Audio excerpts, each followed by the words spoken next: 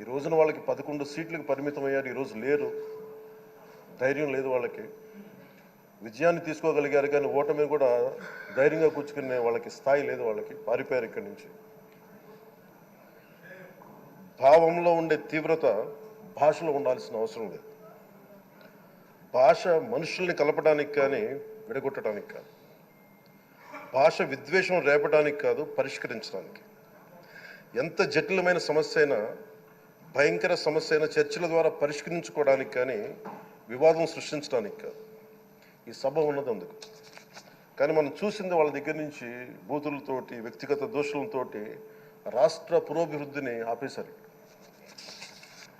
అలాంటి సభ కాకుండా ఇందాక మన పెద్దలు శ్రీ గౌరవ ముఖ్యమంత్రి చంద్రబాబు గారు చెప్పినట్టుగా ఇది భవిష్యత్తుకి ఇది ఒక ప్రమాణిక, ఒక ప్రమాణం అవ్వాలి. 2047 వరకు ఇంత అద్భుతమైన స్థానంలో మనకి ఆంధ్రప్రదేశ్ తెలుగు జాతి ఉన్నత స్థాయికి వెళ్ళాలంటే ఈరోజు మనం వేసే ప్రతి అడుగు అది భవిష్యత్ తరాలకు ఒక నిర్దేశక, ఒక టచ్ స్టోన్గా ఉండిపోవాలి, గిట్ రాయిగా ఉండిపోవాలి.